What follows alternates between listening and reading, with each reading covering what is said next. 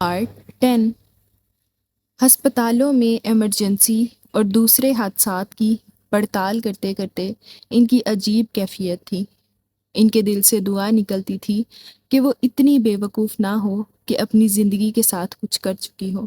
ان کی ساری خواہشیں بس صرف ایک خواہش میں بدل گئی تھیں کہ وہ انہیں کسی پارک میں کھیلتی ہوئی ملے، یا کسی ہوٹل سے کھانا کھا کر نکلتی ہوئی، یا کسی دوست کے ساتھ نظر آ جائے، ورنہ وہ جب گھر جائیں تو انہیں معلوم ہو کہ وہ تو کب سے واپس آ کر نہا کر کھانا کھا کر سو بھی گئی ہے۔ کوئی خواہش پوری ہوئی، نہ ہی کوئی وہم یقین میں بدلا۔ وہ گم ہو چکی تھی، وہ واپس ملنے کے لیے تیار نہیں تھی۔ وہ نہیں ملے گی۔ سیٹ کی پشت سے سر لگائے وہ بے جان ہو رہے تھے۔ مل جائے گی ہماری بیٹی، جائے گی کہاں؟ آپ جانتے ہیں وہ ایسے ہی تنگ کرتی ہے، ناراض ہے، ناراضی ختم ہوگی تو آ جائے گی۔ صوفیہ تسلی دیتی رہی۔ آثار بتا رہے تھے جیسے وہ اس شہر اور ملک میں بھی کہیں نہیں ہے۔ پریشانی نے سکندر احمد کو لاغر اور کمزور کر دیا تھا۔ ان کی شاندار پرسنالٹی گہنا گئی تھی۔ انس اور اسد بھی آ چکے تھے۔ اس نے اسد سے بھی رابطہ نہیں کیا تھا۔ گھر میں خاموشی کا راج تھا۔ اس ملک میں وہ کہاں جا سکتی ہے؟ یہ سوچ کر وہ ہر اس جگہ پر جا چکے تھے جہاں جا سکتے تھے اور جہاں وہ جا سکتی تھی۔ سکندر احمد نے آفس جانا چھوڑ دیا تھا۔ انہیں آفس سمیت کسی چیز میں دلچسپی نہیں رہی تھی۔ مجبوراً انس اور صوفیہ کو آفس جانا پڑتا تھا۔ ڈورس صبح نکلتی اور رات گئے واپس آتی۔ سکندر احمد کے لیے وہ ابھی بھی گھر میں نہ ہونے کے برابر تھی۔ ڈورس ان کے لیے اپنی جان بھی دے دیتی اگر جان دینے سے منال مل جاتی۔ وہ اس کی یونیورسٹی گئی، ہر اس شخص سے ملی جس سے وہ ملتی تھی، حتیٰ کہ وہ ان لوگوں سے بھی مل آئی جن کا اس نے کام کیا تھا، اور ان لوگوں نے بھی جس کے حوالے سے اسے کام دیا گیا تھا۔ مگر وہ کہیں بھی نہیں تھی۔ وہ اس شہر کو جانتی تھی، اگر وہ کہیں چھپ کر رہتی تو وہ اسے نہیں ڈھونڈ سکتے تھے۔ جس وقت وہ گلی میں داخل ہوا، دوپہر کا کھلا کھلا وقت تھا۔ گلی میں کافی سے زیادہ رونق تھی جو اس کے لیے نئی تھی۔ گھروں کے سامنے، دروازوں میں، اندر باہر کافی عورتیں بیٹھی ہوئی تھیں۔ جیسے جیسے وہ گھر کی طرف فاصلہ طے کرتی جا رہی تھی، ویسے ویسے دروازوں، کھڑکیوں میں لوگوں کا اضافہ ہوتا جا رہا تھا۔ وہ ایک دوسرے کو اس کی طرف متوجہ کر رہے تھے۔ اس نے بلیو جینز پر سفید شرٹ پہنی ہوئی تھی۔ وہ سادہ حلیے میں آئی تھی اور سادہ ہی لگ رہی تھی، لیکن ہر نظر اسے اوپر سے نیچے تک دیکھ رہی تھی۔ اونچی نیچی گلی میں اسے چلنے میں دشواری کا سامنا تھا، پھر لوگوں کا ایسے دیکھنا اسے خائف کر رہا تھا۔ وہ شرمندہ بھی ہو رہی تھی اور ڈر بھی رہی تھی۔ کیا یہ سب لوگ بھی اسے حساب لیں گے کہ منال کہاں ہے؟ جس وقت وہ گھر میں داخل ہوئی، سب گھر کے چھوٹے سے صحن میں چارپائی اور موڑوں پر بیٹھے تھے۔ ان کے اندر داخل ہوتے ہی سب چونک کر کھڑے ہو گئے۔ اسد پہلے داخل ہوا تھا۔ اسد، تم یہاں؟ سب ایک ساتھ چلائے۔ السلام علیکم مامی جی۔ وعلیکم السلام۔ بتایا کیوں نہیں اپنے آنے کا؟ بھئی ہمیں بھی موقع دیتے کہ ہم بھی کسی کو ایئرپورٹ لینے جاتے۔ سوچا سرپرائز دوں۔ اسد سے مل کر سب اسے دیکھ رہے تھے۔ وہ سر ہلا کر سب کو سلام کر رہی تھی۔ یہ ڈورس آپی ہیں۔ اسد نے سب سے اس کا تعارف کروایا۔ ماموں بھی بھاگم بھاگ آفس سے آ چکے تھے۔ میری منال نہیں آئی؟ مامی پوچھ رہی تھیں۔ پوچھ تو باری باری سب ہی رہے تھے۔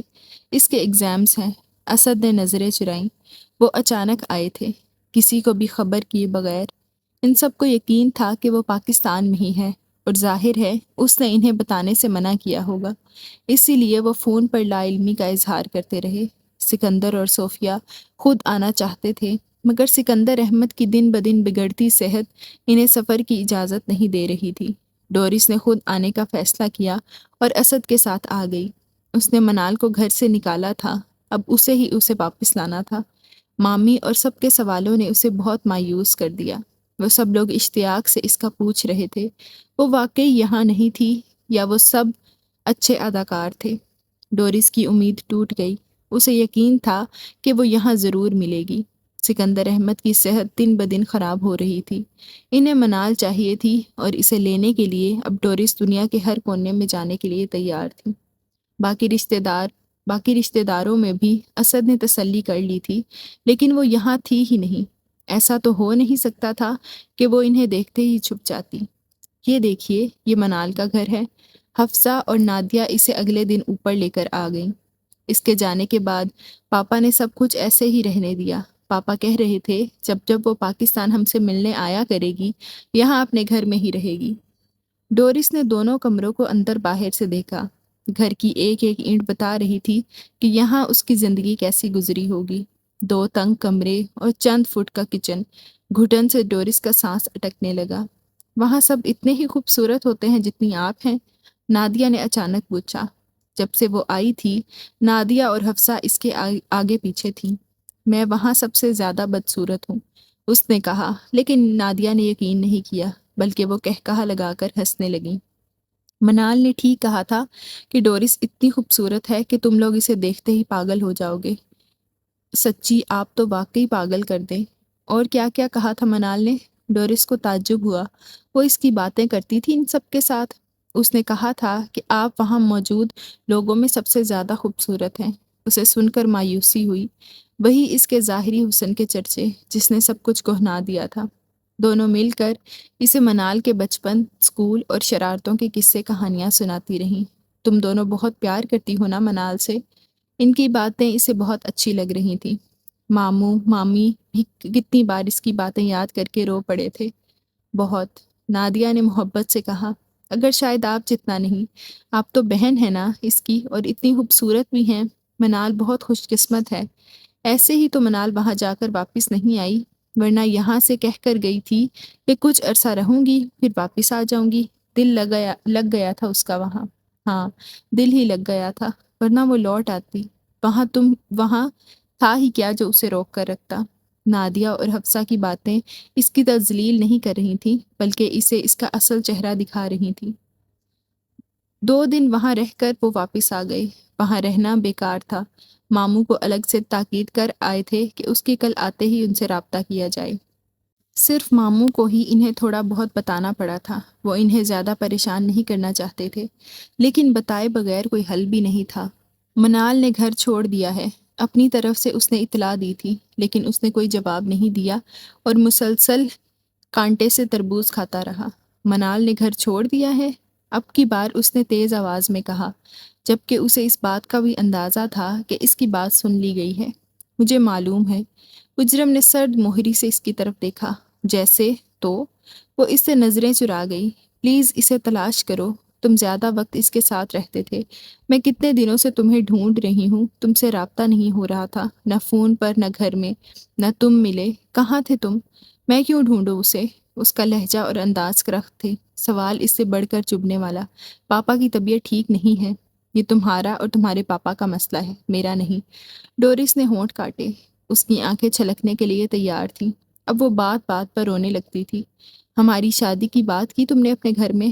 اب میں زیادہ دیر انتظار نہیں کر سکتا۔ اجرم نے بات بدلی۔ منال گھر سے غائب ہے اجرم، اور تم شادی کی بات کر رہے ہو؟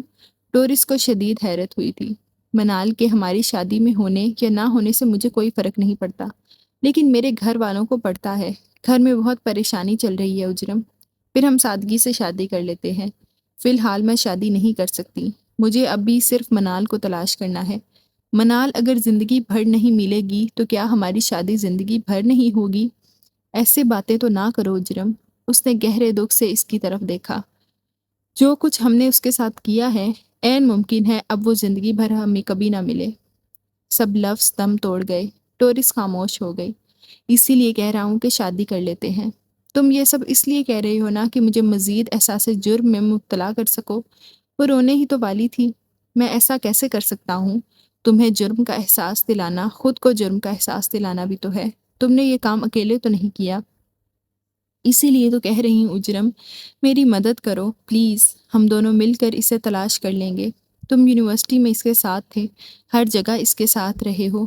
تم معلوم کر سکتے ہو کہ وہ کہاں جا سکتی ہے۔ ملک سے باہر بھی نہیں گئی، وہ اسی ملک میں ہے۔ مجھے اکیلا مت چھوڑو، میں یہ سزا اکیلی نہیں جھیل سکتی۔ میرے سب دوست میری مدد کر رہے ہیں، تم بھی کرو۔ اجرم نے اپنے کندھے پر موجود اس کا ہاتھ جھٹکا۔ کوئی اور بات کرو، اور اٹھ کر میوزک پلیئر میں میوزک آن کر دیا۔ خاموش کمرے میں کھڑی نیم کے نیچے کی آواز گونجنے لگی۔ دن ہفتوں میں بدل گئے اور ہفتے مہینوں میں۔ انس اور اسد اس کا انتظار کرتے کرتے واپس چلے گئے۔ ہر جانے والی رات اور آنے والا دن یہ بتا کر جاتا کہ وہ واپس نہیں آئی اور نہ ہی آئے گی۔ آفس کے مسائل بڑھتے جا رہے ہیں، میں انہیں اب ہینڈل نہیں کر سکتی۔ صوفیہ نے کوشش کی تھی کہ وہ آفس کے معاملات سے انہیں ڈسٹرب نہیں کریں گی، مگر ناکام رہیں۔ انہوں نے ہر طرح سے ان کی دل جوئی کی تھی، آفس کے ہر معاملے کو بھی آخری حد تک سنبھالنے کی کوشش کرتی رہی تھی، مگر اب انہیں سکندر احمد کو یہ سب بتانا ہی پڑا۔ آپ صرف تھوڑی دیر کے لیے چلے جایا کریں، میں آپ کے ساتھ ہوں گی، آپ کی وہاں موجودگی ضروری ہے۔ وہ چاہتی تھیں کہ وہ گھر سے باہر نکلیں، کام میں اپنا دل لگائیں۔ میں نہیں جانا چاہتا، ہر بار کا ایک ہی انکار۔ ان کے چہرے پر بے چارگی چھا گئی۔ آپ جانتے ہیں مجھے آپ سے زیادہ اور کچھ پیارا نہیں، مجھے کاروبار کے تباہ ہونے کی نہیں، آپ کی فکر ہے۔ یہ بھی ٹھیک ہے کہ میں اس کے سب معاملات نہیں دیکھ سکتی اور مجھے ان معاملات کے لیے آپ کی ضرورت ہے، لیکن اب اگر آپ نہیں آنا چاہتے تو میں اصرار نہیں کروں گی۔ آپ کے آرام کے ساتھ میں چاہتی ہوں کہ آپ کا کام میں دل لگ جائے۔ وہ اتنی اچھی تھیں کہ ہر بار حالات کے ساتھ انہیں ہی سمجھوتا کرنا پڑتا تھا، اور وہ جی جان سے کرتی بھی تھیں۔ وہ ایک باہمت اور ہمدرد خاتون تھیں، مگر کچھ باتوں کے لیے ساری ہمت بھی کم ہی ہوتی ہے۔ اتنا پھیلا ہوا کاروبار، ان کے مسائل، گھر، سکندر احمد کی دیکھ بھال، یہ ان کی ہمت ہی تھی جو سب دیکھ رہی تھی۔ سکندر احمد نے اس کی طرف دیکھا، ان کی شریک حیات تھک گئی تھی، وہ دیکھ سکتے تھے۔ ٹھیک ہے، میں آؤں گا۔ ہفتے میں ایک بار آنے کی کوشش کرتے کرتے وہ روز آنے لگے، کچھ وقت کے لیے ہی صحیح، لیکن وہ آفس میں موجود تھے۔ ان دونوں کے ساتھ ڈورس بھی آفس آتی تھی۔ پہلے سکندر احمد اکیلے ہی اتنا کام کرتے تھے، اب وہی کام اب وہ تین دیکھ رہے تھے۔ اکثر ڈورس اپنا لنچ لے کر ان کے آفس آتی تو وہ اٹھ جاتے۔ میں گھر جا رہا ہوں صوفیہ، کہتے اور چلے جاتے۔ آپ ایک بہترین انسان ہیں، اپنی گلٹ کو بند کر لیں، آپ کو ناپسند کیا ہی نہیں جا سکتا۔ جو کچھ حالات کی وجہ سے ہوا، جانتے بوجھتے آپ نے کچھ نہیں کیا، آپ نے اپنی پوری کوشش کی معاملات سلجھانے کی، لیکن بس سب کچھ ہوتا ہی چلا گیا۔ صوفیہ انہیں سمجھانے کی کوشش کرتی، مجھے سچا ثابت کر رہی ہو، انہیں یقین نہیں آیا ان کی باتوں پر۔ آپ کو بتا رہی ہوں کہ آپ غلط انداز میں خود کو سرزنش کرتے ہیں۔ میری بیٹی گھر چھوڑ کر جا چکی ہے، میں کیا کروں؟ بے بسی سے انہوں نے سیٹ کی پشت سے سر ٹکا لیا۔ کاش میں اسے یہاں لایا ہی نہ ہوتا، اسے کہیں اوپر رکھ لیتا، اسے الگ گھر لے دیتا، مگر میری خواہش تھی کہ میری ایک ہی فیملی ہو اور ایک ہی جگہ ایک ہی گھر میں ہو۔ آپ نے بالکل ٹھیک کیا، اسے اور ہم سب کو ایک ساتھ ہی رہنا ہے، وہ میری بھی بیٹی ہے۔ ایسے نہیں، نہ اس کے لیے نہ اپنے لیے ایسے سوچیں۔ میں نے ہمیشہ آپ کو ضرورت سے زیادہ جذباتی ہونے سے منع کیا۔ آپ کی محبت کی انتہا نے ڈورس کو ایسا بنا دیا۔ مجھے کبھی بھی آپ کی ڈورس سے محبت پر اعتراض نہیں رہا، انداز محبت پر رہا ہے۔ آپ کی ہی محبت میں اس نے خود کو حال سے بحال کر لیا ہے۔ آپ کی لا تعلقی نے اسے پاگل کر دیا ہے۔ وہ رات دن اسے جگہ جگہ ڈھونڈ رہی ہے، وہاں بھی جہاں منال ہو ہی نہیں سکتی۔ آپ جو کبھی اس سے ناراض نہیں ہوئے تھے، اب آپ نے اس کی طرف دیکھنا، اس سے بات کرنا چھوڑ دیا ہے۔ محبت ایسے ہی موقعوں پر آزمائی جاتی ہے کہ جب نفرت بڑھنے لگے تو محبت بڑھ کر نفرت کو محبت میں بدل دے۔ کچھ بھی ہو سکندر، ماضی میں تبدیلی کا وقت گزر چکا ہے، تبدیلی حال میں ہی کی جا سکتی ہے۔ ماضی کے لیے صرف رویا جا سکتا ہے یا اسے بھلایا جا سکتا ہے۔ کھڑی نیم کے نیچے ہوں تھا ککلی، جا تڑ اٹارو منا چھانی مانی دیکھ لے۔ منال سنت سے شادی کر رہی ہے۔ اجرم نے بلا کی سنجیدگی سے ڈورس کو اطلاع دی۔ کیا؟ کہاں ہے منال؟ تمہیں پتہ چلا اس کا؟ بتاؤ جلدی۔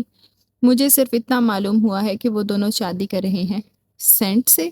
ناممکن، وہ کیوں کرے گی اس سے شادی؟ ڈورس سینٹ سے ملی نہیں تھی، لیکن اجرم کے ذریعے سے جانتی تھی۔ مذاق کر رہے ہو نا؟ اسے یقین آتا بھی کیوں؟ تمہیں کیسے معلوم ہوا یہ سب؟ وہ اسی طرح خاموشی سے بیٹھا ان کے سوال سن رہا تھا۔ میرے ایک فرینڈ نے اسے ایک ایشین لڑکی کے ساتھ دیکھا ہے۔ میں نے اسے منال کی تصویر دکھائی تو اس نے تصدیق کر دی کہ یہ وہی لڑکی ہے جسے اس نے سینٹ کے ساتھ دیکھا تھا۔ تم سینٹ سے ملے؟ نہیں۔ اجرم نے گہری سانس لی۔ اس نے اپنا گھر بدل لیا ہے، مجھے بس اتنی ہی معلومات ملی ہیں، اس سے رابطہ ہی نہیں ہو رہا ہے۔ آئے دن وہ اپنے ٹھکانے بدلتا رہتا ہے، کئی شہر بدل چکا ہے، معلوم نہیں وہ یہاں ایتھنز میں ہے بھی کہ نہیں۔ اسے ایک جگہ سکون نہیں ملتا، پتہ نہیں وہ ملتا بھی ہے یا نہیں۔ کوشش کرو اجرم، پلیز، وہ ایسا کیسے کر سکتی ہے؟ ہاں، وہ ایسا کیسے کر سکتی ہے؟ اس نے ڈورس سے کہا تھا یا خود سے پوچھا تھا؟ اس کے لہجے میں کچھ ایسا ضرور تھا کہ ڈورس چند لمحے اس کی طرف دیکھتی رہ گئی۔ کیوں نہیں سوچ سکتی؟ اجرم نے استہزائیہ لہجے میں پوچھا۔ کیا وہ تم سے پوچھ کر شادی کرے گی یا مجھ سے؟ مجھے نہیں معلوم۔ اس نے ایک ٹھنڈی سانس لی۔ لیکن اسے یہ شادی نہیں کرنی چاہیے۔ اجرم نے خاموش نظروں سے ڈورس کو دیکھا۔ اور تم یہ کیا ہر وقت عجیب سا گانا سنتے رہتے ہو اجرم؟ ایک تو آگے ہی میں بہت سیڈ ہوں، اوپر سے یہ سیڈ سا سانگ، ڈورس نے کہا اور آگے بڑھ کر میوزک پلیئر آف کر دیا۔ کھڑی نیم کے نیچے آگے کے الفاظ بند ہو گئے تھے۔ منال کہاں ہے؟ بہت کوششوں سے اس کا پتہ کرنے کے بعد انہوں نے اسے ایک لائبریری میں پکڑ لیا تھا۔ منال؟ انہوں نے کھانے کا آرڈر آرام سے دینے کے بعد پوچھا، اور منال کا نام بالکل اسی طرح لیا جس طرح پہلی بار لیا تھا۔ مجھ سے کیوں پوچھ رہے ہو؟ جھوٹ مت بولو، تم جانتے ہو کہ وہ کہاں ہے۔ میں کیوں جانوں گا؟ وہ میرے ساتھ رابطے میں نہیں ہے۔ وہ تمہارے ساتھ رابطے میں نہیں ہوگی مگر تمہارے ساتھ ضرور ہوگی، اجرم چبا چبا کر بولا۔ بہت سے لوگوں نے اسے تمہارے ساتھ دیکھا ہے۔ اس شہر کو وہ جتنا بھی جانتی ہو مگر ایسے گم نہیں ہو سکتی۔ اس کی مدد یقیناً تم نے کی ہے۔ سینٹ مزے سے سلاد کھاتا رہا۔ اس کی وضاقتہ میں بڑی تبدیلی آئی تھی۔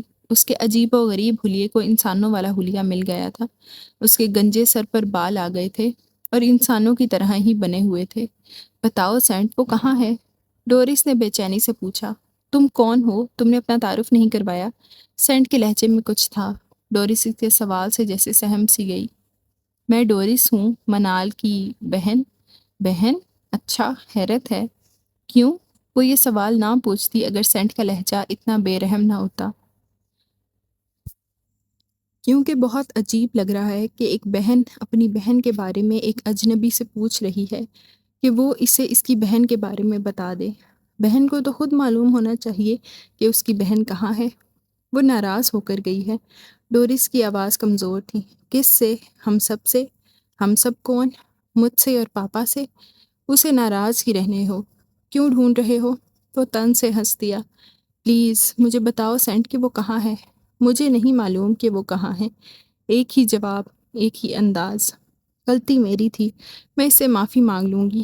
یہ تم لوگوں کا فیملی ایشو لگتا ہے، میں اس بارے میں کیا کہہ سکتا ہوں؟ تم اس سے شادی کر رہے ہو؟ اجرم نے اپنی طرف سے اس پر یہ انکشاف کیا کہ وہ جانتا ہے کہ وہ کیا کر رہا ہے۔ سینٹ نے شانے اور سر کو ہلایا جیسے اسے نہیں معلوم کہ وہ کیا پوچھ رہا ہے۔ تم یہ کیسے کہہ سکتے ہو؟ تم مجھ پر شک کر رہے ہو؟ شک ہے یا حقیقت؟ تم بتاؤ۔ حقیقت؟ تم نے ایسا سوچا بھی کیسے؟ اس سے شادی کرنے کے لیے تم نے خود کو بدلا ہے نا؟ دیکھو خود کو۔ صبح ہی دیکھ کر نکلا تھا۔ او مین، سینٹ دیر تک ہنستا رہا۔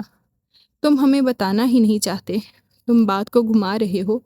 تم مجھ سے شادی کر رہے ہو۔ تمہیں وہ اتنی اچھی لگتی تھی۔ تم نے مجھے خود بتایا تھا کہ وہ تمہیں اچھی لگتی ہے۔ وہ مجھے اچھی نہیں، بہت اچھی لگتی ہے۔ تو وہ ساتھ ساتھ کھا رہا تھا۔ کیا اچھے لوگ اچھے نہیں لگتے؟ اور رہا شادی کا تعلق تو اجرم، اس نے دونوں کی طرف باری باری دیکھا۔ جب اچھا بننے والے لوگ اچھے لوگوں کی قدر نہ کریں تو ان بیچاروں کو برے وقت کی ہی ضرورت پڑتی ہے، اور میں اس کی قدر کرتا ہوں۔ میں برا ہوں یا اچھا ہوں میں نہیں جانتا، لیکن وہ اچھی ہے، مجھے اتنا معلوم ہے۔ اس کے انداز کا ہر تاثر یہ بتا رہا تھا کہ اگر وہ جانتا بھی ہے تو بتائے گا نہیں۔ ڈورس بے انتہا مایوس ہو گئی۔ عام حالات میں ایسے کورے جواب پر وہ اس کا سر پھاڑ سکتی تھی، مگر اب اسے برداشت کرنا ہی پڑا۔ ایسے الٹے سیدھے سوالوں کے لیے مجھے دوبارہ لنچ آفر مت کرنا۔ وہ اچھے کھانے کے ساتھ مجھے اچھی گفتگو چاہیے ہوتی ہے، ورنہ خاموشی بھی کم لذیذ نہیں ہوتی۔ سینٹ نے ہاتھ نیپکن سے صاف کیے، یعنی وہ جا رہا تھا۔ میں درخواست کرتا ہوں کہ تم اس کے بارے میں بتا دو۔ اس کے گھر والے بہت پریشان ہیں، اور تم نہیں ہو پریشان؟ سینٹ نے براہ راست اس سے پوچھا۔ نہیں، اجرم نے ڈورس سے نظریں چراتے ہوئے کہا۔ تو پھر یہاں کیا کر رہے ہو؟ اس نے الٹا سوال کیا۔ یعنی تمہیں معلوم ہے کہ وہ کہاں ہے؟ ڈورس پھر بولی، جبکہ ڈورس کو اندازہ بھی تھا کہ وہ اس کے سوالوں کے جواب نہیں دے رہا، سوائے اس کی بے عزتی کرنے کے، وہ بھی بہت اچھے طریقے سے۔ میں تمہارے کسی بھی سوال کے جواب دینے کا پابند نہیں ہوں مس ڈورس۔ میں اس کا پتہ رکھنے کا پابند ہوں، نہ ہی اس سے رابطے کا۔ اگر تمہیں وہ چاہیے تو تم اسے خود تلاش کرو، کیونکہ میرا خیال ہے جو گم کرتا ہے اسے ہی ڈھونڈنا پڑتا ہے۔ دنیا کا دستور ہے اور اس دستور کو بدلنے کا میرا فی الحال کوئی ارادہ نہیں۔ تمہارے گھر والے پریشان ہیں، خدا ان کی پریشانی دور کرے۔ میں ہمدردی کر سکتا ہوں مگر کوئی مدد نہیں۔ اگر مدد کر سکتا تو ضرور کر سکتا، کیونکہ میرے برے حالات میں اجرم نے میرا اسٹوڈنٹ بن کر مجھ سے ہمدردی کی تھی۔ میں اتنا جانتا ہوں سینٹ کہ تم جانتے ہو کہ وہ کہاں ہے۔ میرا اندازہ غلط نہیں ہو سکتا۔ اندازہ؟ وہ دل کھول کر ہنسا۔ تم اندازے ہی لگا سکتے ہو، تم یقین کرنا کب سیکھو گے؟ طنز کر رہے ہو؟ حقیقت بتا رہا ہوں۔ برا لگا تو معذرت کرتا ہوں۔ میرا کوئی ذاتی مسئلہ نہیں ہے تم سے، مجھے جانے دو۔ یہ جانتا ہے، نہ صرف جانتا ہے بلکہ سب حالات سے بھی واقف ہے، یا شادی کر چکا ہے یا کرنے والا ہے۔ اس کے جاتے ہی اجرم نے اپنا خیال ظاہر کیا۔ اس کے خیال کے سنتے ہی ڈورس کا دل ڈوبنے لگا۔ 2 گھنٹے کی ڈرائیو کر کے وہ یہاں آئی تھی۔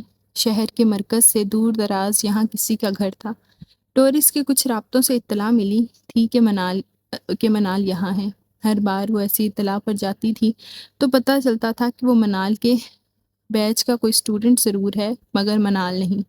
اس بار بھی اسے یہی اطلاع دی گئی تھی کہ اسی بیچ کا ایک اسٹوڈنٹ اس گھر میں کام کر رہا ہے جس گھر کے باہر وہ کھڑی تھی۔ وہ اسٹوڈنٹ منال بھی ہو سکتی تھی اور کوئی اور بھی۔ ڈورس مہوم سے شک کے ساتھ آ گئی تھی۔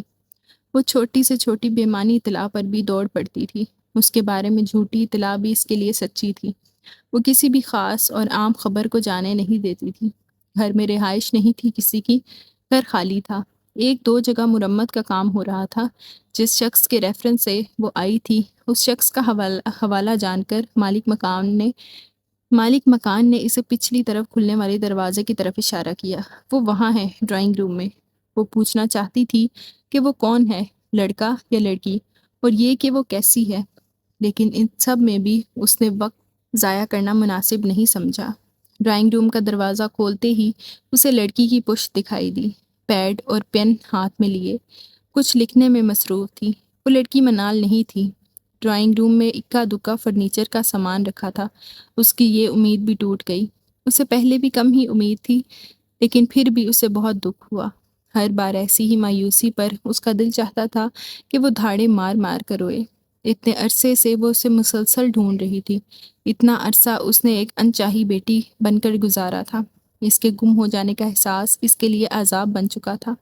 وہ معافی مانگتی بھی تو کس سے؟ جس نے معاف کرنا تھا وہ گم تھی۔ 1 سال سے منال نہیں ملی تھی تو پاپا بھی نہیں ملے تھے، ڈورس بھی تو کھو گئی تھی۔ سست روی سے چلتی وہ دروازے سے ہی پلٹ کر گھر سے باہر آ گئی۔ اس کا دل چاہ رہا تھا کہ کار یہیں چھوڑ کر خود ٹیوب میں چلی جائے۔ اس میں ڈرائیونگ کرنے کی ہمت تھی اور نہ ہی طاقت۔ کار میں بیٹھے بیٹھے ہی وہ فیصلہ کرنے لگی کہ کیا کرے اور کیا نہیں۔ وہی لڑکی جسے وہ ڈرائنگ روم میں دیکھ کر آئی تھی اور جس کے دھوکے میں وہ یہاں آئی تھی، باہر آئی۔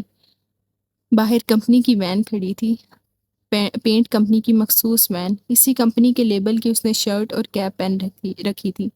کچھ دیر تک اسے وہ یوں ہی بے خیالی میں دیکھتی رہی۔ ایک نئے خیال کے آتے ہی وہ کار سے نکل کر اس لڑکی کے پاس آئی اور روک کر اسے پوچھنے لگی، کیا تم انٹیریئر ڈیزائنر ہو؟ نہیں، میں تو اس کمپنی کی ورکر ہوں۔ اس نے سامنے کھڑی وین کی طرف اشارہ کیا۔ ڈورس تیزی سے چلتی آئی۔ ایک بار پھر اس نے ڈرائنگ روم کا دروازہ کھولا۔ پیڈ اور پین لیے منال اپنے کام میں مصروف تھی۔ جیسے پہلے جس وقت وہ کمرے میں آئی تھی تو دروازے سے ہی پلٹ گئی تھی۔ اگر وہ تھوڑا سا آگے چل کر دیکھ لیتی تو ڈرائنگ روم سے منسلک ڈرائنگ روم میں وہ اسے کام کرتی نظر آ جاتی۔ منال کی اس کی طرف پشت تھی۔ وہ تیزی سے کچھ لکھ رہی تھی۔ پہلے تو اسے دیکھ کر وہ ہولے سے کانپ اٹھی۔ اسے لگا جیسے وہ خواب دیکھ رہی ہے۔ وہ واقعی میں اس کے سامنے کھڑی ہے یا اس کی نظر کا دھوکہ ہے؟ دروازے ہی میں وہ جامد کھڑی رہی۔ اس کی سمجھ میں نہیں آ رہا تھا کہ اس سے لپٹ جائے یا اس کے آگے ہاتھ جوڑے کہ وہ واپس گھر چلے۔ اس میں یہ دونوں کام کرنے کی جرأت نہیں تھی۔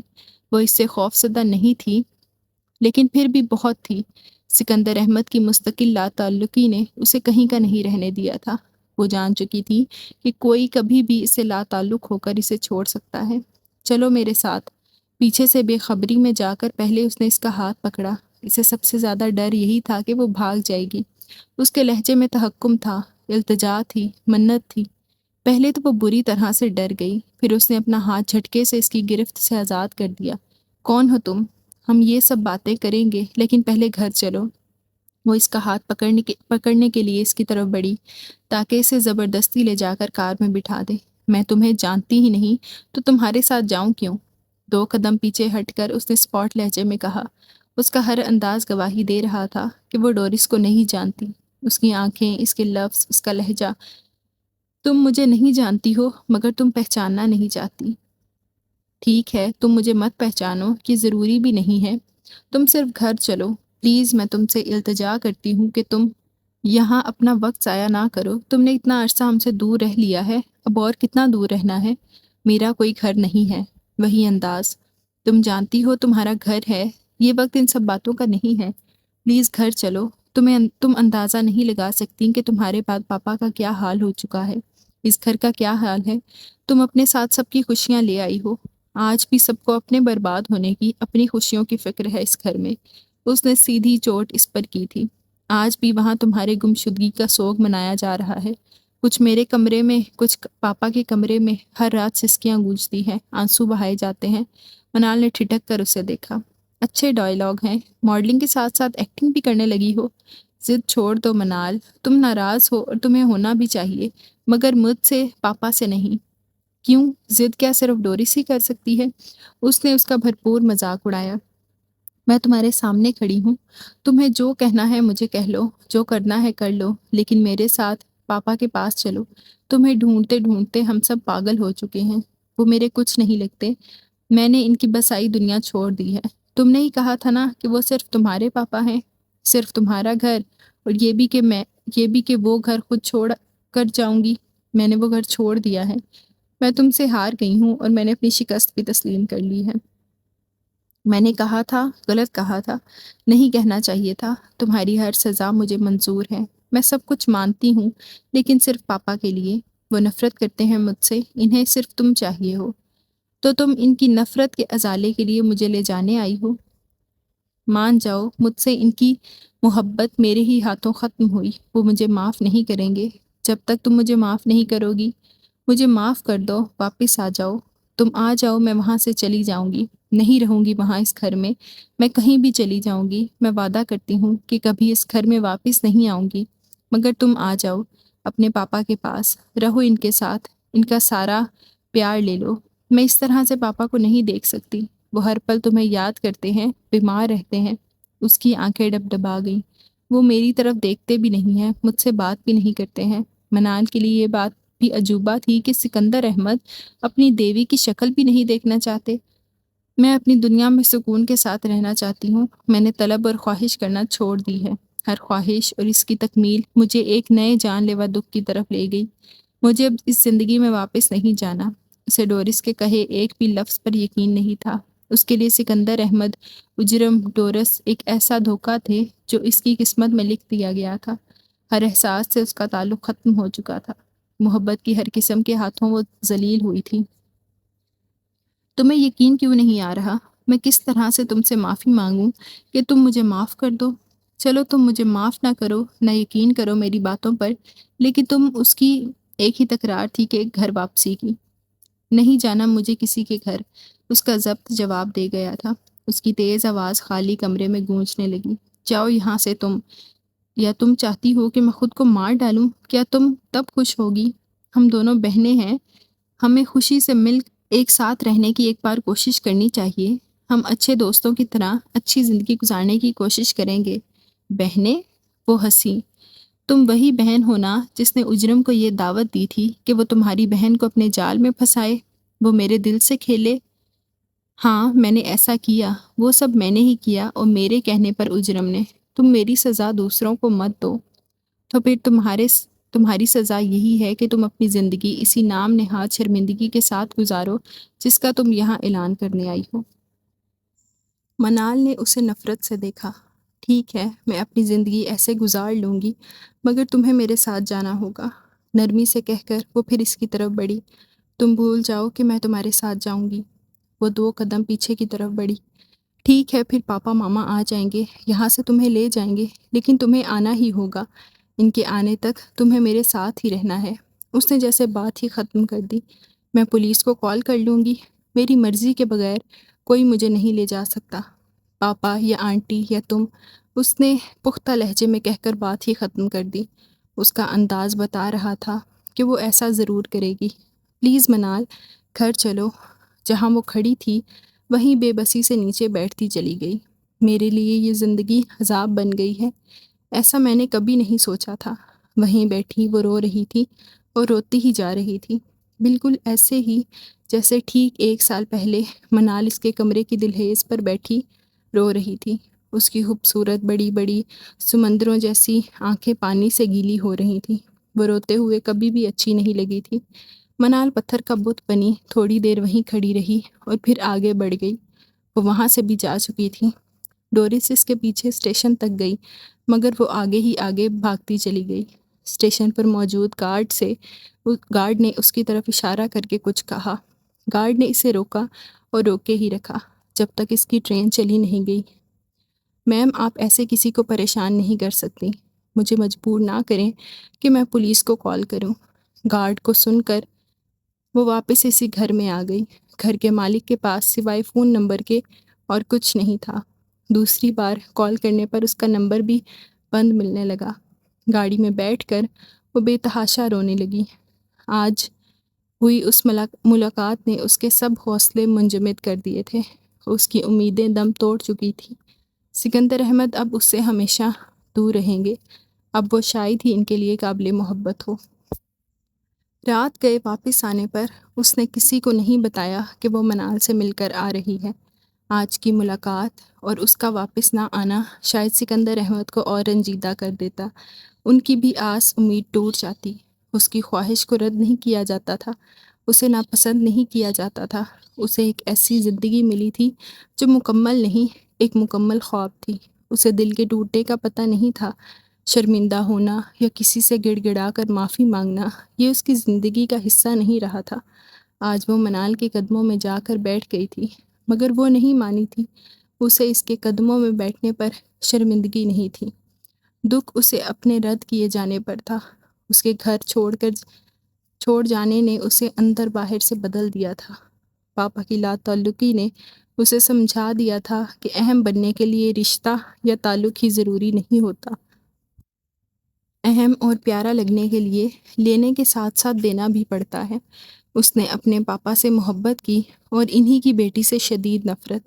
ایسا ہوگا یا ایسا بھی ہونا تھا، اگر کوئی مستقبل میں جھانک سکے تو کبھی بھی اپنا حال برباد نہ کرے۔ اگر وہ وقت کی لگام مل جائے تو کچھ بھی تباہ نہ ہو۔ پہلے اسے منال کی ایک ایک حرکت کوڑے کی طرح لگتی تھی۔ اس نے خود کو اتنا اونچا بٹھا لیا تھا کہ وہ خود کو ہر تکلیف اور پریشانی سے مبرا سمجھنے لگی تھی۔ اسے اس دن سے نفرت ہو گئی جب وہ اس کی کرسی پر آ کر بیٹھی تھی۔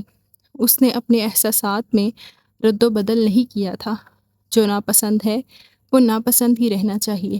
اس نے ایک بار اسے ناپسند کیا اور پھر اس نے اس کے لیے اپنی رائے نہیں بدلی۔ خواہشات کی انتہا تھی اور بے مہری کی فراوانی۔ بچپن سے جب اسے سب ملا تھا تو وہ صرف گنتی کے دنوں کے لیے بے صبری کیوں ہو جاتی؟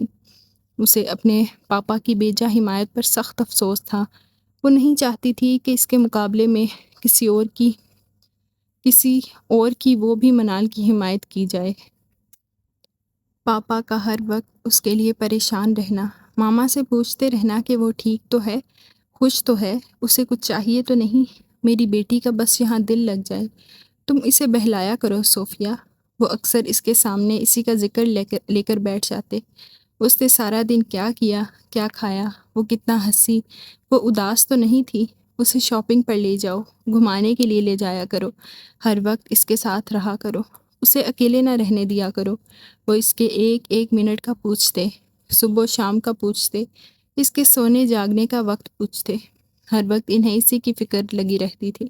وہ ان کے ساتھ جاگنگ کرتی یا واک پر جاتی، کسی نہ کسی بات پر انہیں وہی یاد آتی۔ میرا دل چاہتا ہے کہ وہ بھی میرے ساتھ ایسے ہی آئے اور ہم باتیں کریں، الٹی سیدھی بے معنی باتیں۔ اس کا دل جل کر جیسے کوئلہ ہو گیا تھا۔ اسے لگا وہ کہیں پیچھے جاتی جا رہی ہے۔ پاپا کا دل اس کے لیے ایسی سلطنت تھا جس پر وہ کسی کا قبضہ نہیں چاہتی تھی۔ میری بیٹی بہت حساس ہے، بہت دکھی رہتی ہے۔ دکھی؟ وہ اس وقت تمسخر سے سوچا کرتی تھی، دکھی یا ڈرامے باز، اور دل ہی دل میں اسے انگریزی گالیاں دیتی۔ اپنا کمرہ توڑے جانے کے بعد تو اس کا قتل ہی کر دیتی۔ وہ اسے 1 منٹ اس گھر میں نہیں دیکھنا چاہتی تھی۔ اس کے لیے یہ سوچ ہی ناقابل برداشت تھی کہ وہ یہاں رہے گی۔ اس کے ساتھ اس کی نظروں کے سامنے اس نے سکندر احمد سے کئی بار کہا کہ وہ اسے پاکستان واپس بھجوا دیں یا اسے اسد کی طرح UK بھیج دیں، مگر وہ اسے دور نہیں کرنا چاہتے تھے۔ میں ایک لمحے کے لیے بھی اسے خود سے الگ نہیں کروں گا، اسے میرے پاس ہی رہنا ہے اب۔ اتنا کچھ ہونے پر بھی وہ اسے گھر میں رکھنا چاہتے تھے۔ دیکھو ڈورس، تم اتنی بڑی ہو، اس سے تمہارا دل بڑا ہونا چاہیے۔ وہ ہم سب سے ناراض ہے، آہستہ آہستہ ٹھیک ہو جائے گی۔ مائی فٹ، اس نے بنا کسی لحاظ کے کہا۔ انہوں نے خفگی سے اسے دیکھا۔ مجھے تمہاری یہ بات پسند نہیں آئی، اس کے لیے اپنے خیالات بدلو۔ یہ ان کی طرف سے تنبیہ بھی تھی اور ڈانٹ بھی۔ اس کا موڈ بری طرح سے آف ہو گیا۔ اگر منال بھی اسد کی طرح رہتی تو اسے کوئی مسئلہ نہیں تھا، مگر وہ اسد نہیں تھی، نہ احد۔ وہ سکندر احمد کی چہیتی تھی، جس کے لیے وہ ہر وقت فکر مند رہتے تھے۔ تمہاری طرف سے تکلیف نہیں ملنی چاہیے اسے۔ اس نے ان کی یہ بات اس وقت سنی ضرور، مگر یاد نہیں رکھی۔ سکندر احمد اسے بنا کہے سب کچھ دے۔ انکار تو وہ ڈورس کو بھی نہیں کرتے تھے، مگر ڈورس یہ چاہتی تھی کہ اسے انکار کیا جائے۔ شروع کا غم و غصہ عداوت میں بدلنے لگا۔ معاف کرنا اس نے سیکھا نہیں تھا۔ پھر وہ بہانے بہانے سے پاپا کو بھڑکاتی رہتی تھی کہ وہ اس سے ایسے کہیں، اس کے ساتھ یہ کریں، وہ کریں، جیسے وہ احد کے لیے انہیں پریشان کرتی تھی، مگر منال کے معاملے میں وہ اس کی ایک نہیں سنتے تھے۔ اس کے ایک فرینڈ نے منال میں دلچسپی دکھائی تو اسے حیرت کے ساتھ ساتھ غصہ بھی آیا۔ وہ اس کے گھر میں منال سے تعارف کے بعد 2-3 بار اس کا پوچھ چکا تھا۔ ڈورس تو اس کا نام بھی نہیں سننا چاہتی تھی، اور وہ اس سے ملنا چاہتا تھا۔ وہ چاہتا تھا کہ ڈورس اپنے ساتھ اسے بھی لایا کرے تاکہ وہ مل کر گپ شپ کریں۔ منال اسے اچھی لگی تھی۔ تم اس کے ساتھ فلرٹ کرنا چاہتے ہو؟ اس نے چڑھ کر پوچھا۔ نہ وہ ایسا تھا، نہ اس کی ضرورت تھی۔ وہ انتہائی ڈیسنٹ اور اپنے کام سے کام رکھنے والا تھا۔ تم ایسا سوچ بھی کیسے سکتی ہو؟ مجھے یہ سب کرنے کی عادت نہیں ہے۔ ٹھیک ہے، مگر پھر بھی تمہارا ارادہ کیا ہے؟ اس نے مجھے اٹریکٹ کیا، میرا خیال ہے اس سے ملنا چاہیے، بات چیت کرنا بھی اچھا رہے گا۔ اس نے صاف گوئی سے بتایا، ڈرو مت، میں تمہاری بہن کے ساتھ فلرٹ نہیں کروں گا، ورنہ تم مجھے جان سے مار دو گی۔ اس نے ہنستے ہوئے کہا۔ ڈورس حیرت سے اس کو دیکھ کر رہ گئی۔ تمہیں کیوں لگتا ہے ایسا کرنے پر میں تمہیں مار دوں گی؟ ظاہر ہے کوئی تمہاری بہن کو دکھی کرے گا، اس کا دل توڑے گا تو تم اسے زندہ تو نہیں رہنے دو گی۔ ہم سب تمہیں جانتے ہیں، اپنی کلاس فیلوز کے ساتھ فلرٹ کرنے والوں کو تم نے چھوڑا نہیں تھا۔ اس کا اشارہ اس کی اسکول لائف کی طرف تھا۔ وہ جانتی تھی کہ لڑکیاں اپنی لو لائف کے لیے بہت حساس ہوتی ہیں، جنہیں دیکھ کر لگتا ہے یہ تو وہی ازل کی عورت ہے جو مرد کے لیے اور مرد کے پیچھے خوار ہونے کے لیے پیدا ہوئی ہے۔ اس نے اپنے دوست سے سختی سے کہا کہ وہ دوبارہ اس سے منال کا نہیں پوچھے۔ اس کی ایک ہی بار کی گئی بات کافی ہوتی تھی۔ اس نے دوبارہ کبھی منال کا ذکر نہیں کیا تھا۔ وہ نہیں چاہتی تھی کہ اس کے فرینڈز اسے اس کی بہن کی حیثیت سے پہچانیں۔ وہ اس کی بہن نہیں تھی، اس کے پاپا کی کوئی اور بیٹی بھی نہیں تھی۔ جب یہاں اس کا دل نہیں لگے گا تو وہ واپس چلی جائے گی۔ منال، اس نے زیر لب نام لیا۔ مائی فٹ۔ منال کے بارے میں پوچھنے والے ڈورس کے دوست کو اندازہ بھی نہیں تھا کہ اس نے انجانے میں ڈورس کو کس کھیل کی دعوت دے دی ہے۔ اس نے ڈورس کو اس بازی کا بتا دیا تھا جس کے سارے پتے ڈورس کے دیکھے والے تھے۔ اب ڈورس کو معلوم تھا کہ اسے اس کے ساتھ کیا کرنا ہے۔ نہ پاپا منال کو کچھ کہتے تھے، نہ ہی ماما۔ اسے ہی اپنے معاملات کا حساب لینا تھا۔ اس کے لیے وہ ایسا کھیل تھی جو ہر صورت اسے ہی جیتنا تھا۔ وہ چاہتی تھی کہ وہ واپس چلی جائے، اسے وہ تکلیف ملے جس کا ازالہ نہ ہو سکے۔ اجرم، کرب کے سبھی آرزوؤں کا نام وہ جانتی تھی۔